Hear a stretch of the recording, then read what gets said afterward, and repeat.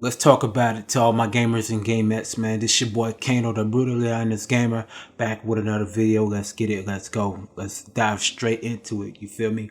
So I decided to go ahead and pinpoint on this video that I wanted to talk about with the problems with Sony, aka PlayStation, right now, as we've been getting tons and tons of disbelievable news that we actually been seeing. So I decided to compile and pinpoint some things that's been going on ever since the PlayStation 5 has been released.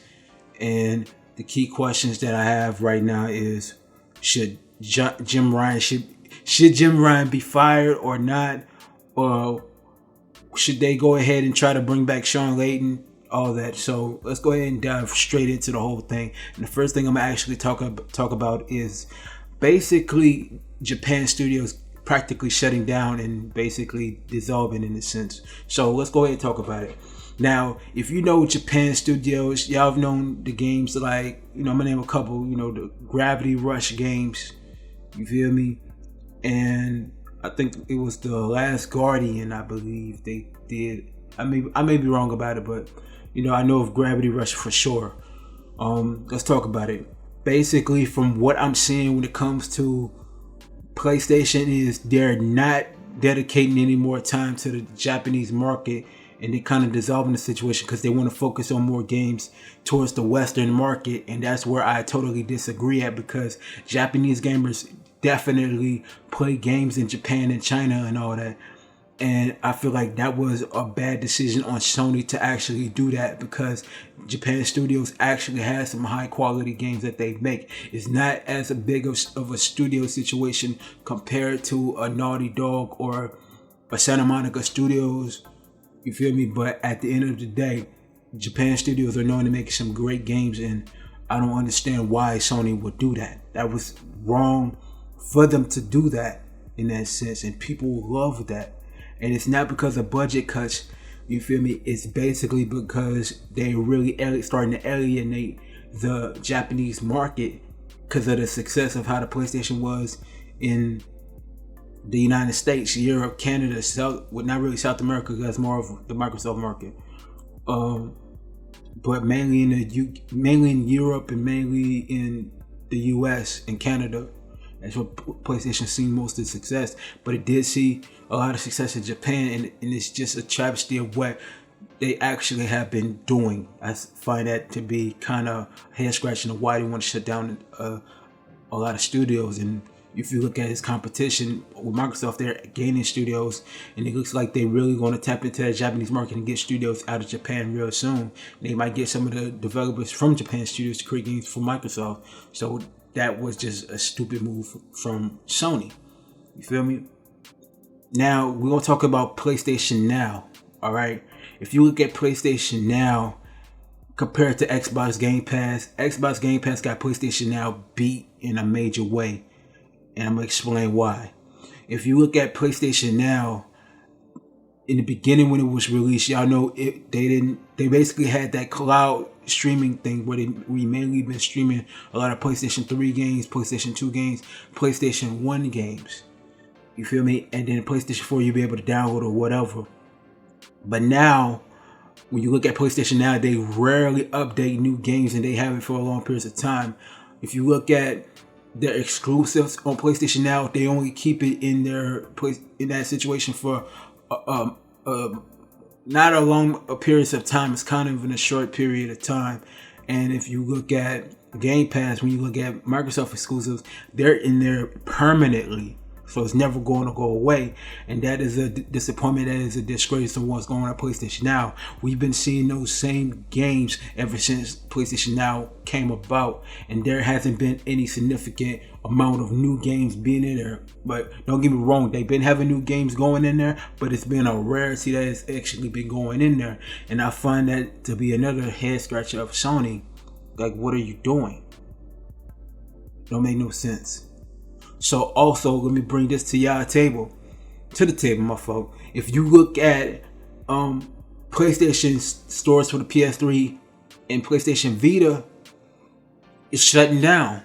So you got to understand this. What I'm trying to understand is, why would you want to shut down the PlayStation 3 stores and PlayStation Vita, and they still have people that plays the PlayStation 3, hell, possibly the PlayStation 2, because PlayStation 2 had a lot of classic games. The Sony and PlayStation has been alienating the community, where they don't have backwards compatibility for the classic games. And Jim Ryan basically stated, asking people why would they want to play classic games, because when people grew up, when they was younger, people wanted to play those classic games from back in the days that PlayStation put out, like the old Killzones, the old Soul Combs, the old Ratchet and Clanks, the Jak and Dexters, just to name a few. So when Jim Ryan said that, that was retarded. But we're going to get into Jim Ryan towards the end of the video. So let's go ahead and continue on with the store closures. My question is for Sony. Why would you want to close down the PS3 stores and the PlayStation Vita stores, where they still have a community there and people still want to play the timeless classic games there? I find that to be another head scratcher. And I know Sony has some money. They don't have the money like Microsoft has the money, but they have the money to actually go ahead and continue to keep the stores up. They could have did something with the PS5 where they could actually let people play the classic games on the PS3 2-in-1 days, but they haven't done that right. It's another head scratcher, might I add. Now, let's continue on, right? Now, when it comes to Sony, they're investing in the wrong things, right? So let's go ahead and elaborate. They spent, I believe, about between $358 to $378 million on third-party timed exclusives. We know about Godfall going to other platforms. We know about the Project Athena, where I forgot the name, but I think it's Forsaken. That's going to end up going to the Xbox in like a year to 2 years. Final Fantasy 16, that's going to be going on to Xbox and other platforms in about a year. You feel me? And Deathloop, which the studios just got acquired by Microsoft through Bethesda, that's going to be on Xbox platforms in about a year. So it doesn't make any sense. Why would Sony want to actually do that in that way? That was just a terrible move on what Sony has done. They should have took that money that they made from the PlayStation 4 sales. Not only that, invest that money into opening up more studios besides the one that Jade Raymond is actually working on for her upcoming game. And then you decided not to invest any money in the Kojima production studios that did your game Death Stranding. Now Kojima's working with Microsoft. Another head scratcher right there. It doesn't make any sense. You feel me? And believe me, even though I'm an Xbox guy, I do like games on PlayStation also. I do love games on Nintendo. So I'm going to make that clear. So I'm not going to discriminate because I like some of the games that they got. Okay, I do like the God of Wars. I do like the Uncharted. I do like the last it was part 1. I don't like part 2 because the story was trash. But I digress. So the investments of what Sony's making when it comes to these timed exclusives, that's a head scratching. It doesn't make any sense of what they're doing at this point. Because if you look at it, they could have opened up a lot more studios that could benefit them. Because if you look at Microsoft, they have 23 studios. If you look at Sony right now, excluding the Japan studios that they took a loss, it's most likely about 9 to 10 studios that they actually have now. And if you look at Nintendo, they only got 6 studios, which they going to end up getting more studios down the line. I can see that in the future. But I digress again.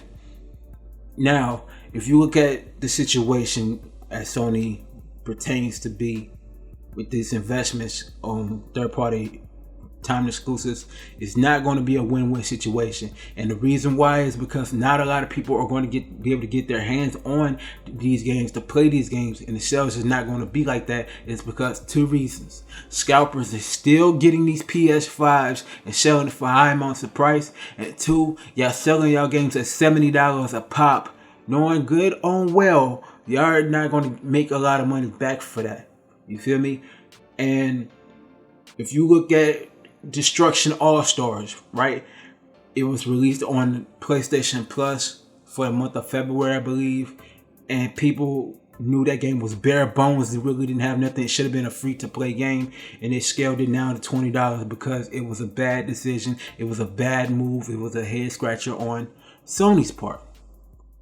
So let's go ahead and continue on because this is going to be a lengthy video, right? Now, there was talk about a counter to Xbox Game Pass, right? You got PlayStation Now. Y'all could have been utilizing PlayStation Now in the right way. But y'all actually are not doing that in that way. That is a travesty.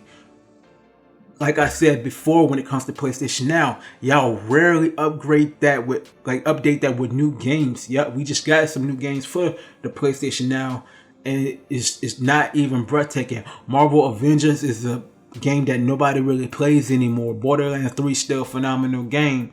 You feel me? But what is there else to contest? Y'all could have been putting y'all exclusives up there consistently from the PlayStation 4 days.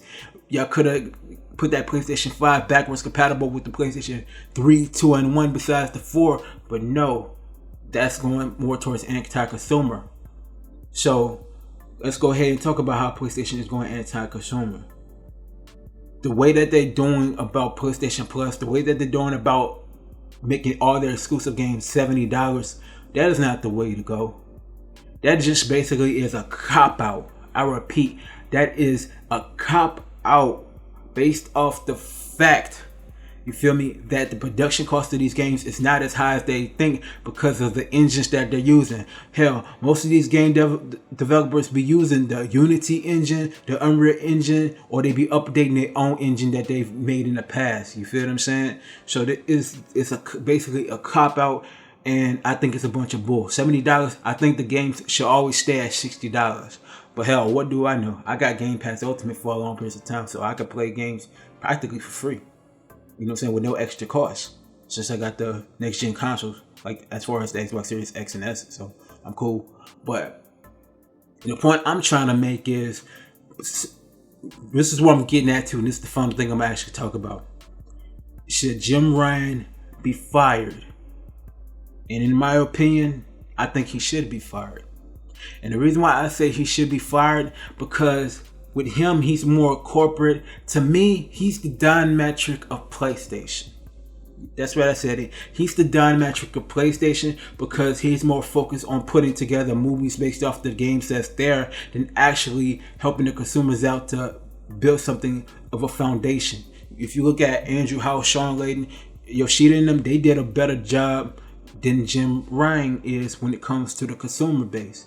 Well, actually, I take that back. They don't really do. Well, I say Sean Layden actually do a better job with consumer than Jim Ryan. Jim Ryan doesn't care about the community of gamers. He just care about just getting the money from the consumers, like it or not. And he also stated that, like I said earlier in this video, basically this: why would we want to play old games? Because people, and I'm gonna answer it right now. Because people grew up playing those games from back in the day. People really grew up playing these games back in the day. And I honestly feel like in this day and age, Jim Ryan has lost touch. PlayStation has lost touch on what made them so great of a brand. I feel like ever since after the PlayStation saw its success with the PS4, they got overconfident with the PlayStation 5, released it too early, missed a lot of key features in the game, took a lot of take a lot of storage out of it where you really don't have any storage space to play a lot of these games. Hell, if you want to play Call of Duty, Modern Warfare, or Black Ops Cold War, it takes about 100 to 200 gigabytes of storage, and you ain't really got that much storage left into that. And then you can't get no storage expansion to your console. They did not do a good job with this at all when they rolled this out. It's a big console, don't get me wrong, it's one hell of a console. It actually has some decent games. Well, barely, because we haven't really gotten it. It was really sparse. But at this point right now, and this is like honestly speaking, PlayStation, Sony, they're going to have to hold a massive L on this until they right their wrongs and be more consumer friendly towards their gamers that really are diehard PlayStation like fans, and not the fanboys, because fanboys, they ain't gonna see nothing wrong, but fans is actually going to know the truth. You feel me? And don't get me wrong, even though, like I said, even though I'm an Xbox guy, I do love some games off of PlayStation. I want to get my hands on a PS5. I can't get my hands on it because scalpers be getting it and trying to sell it for thousands of dollars, which I'm not going to pay an arm and a leg for. And that's just me being real. So, like I said, Sony gonna have to hold that massive L. Even though y'all console selling well due to scalpers, y'all are not going to get massive sales because of the $70 price point for the exclusives. Y'all may get them sales, but it's not going to be substantially high being $70. It needs to be $60. Stop trying to cop out. So that's all I really got to say. Comment below on what y'all thoughts about what's going on with Sony. And let me know. And also, man, I need y'all to go ahead and subscribe to this channel and subscribe to the Gamer Section channel, because we got the Gamer Section Summer Game Madness events that's going to be going on from June to August. So y'all definitely stay tuned for the details for that. So I'm gonna leave it on that note. I'm out. Peace.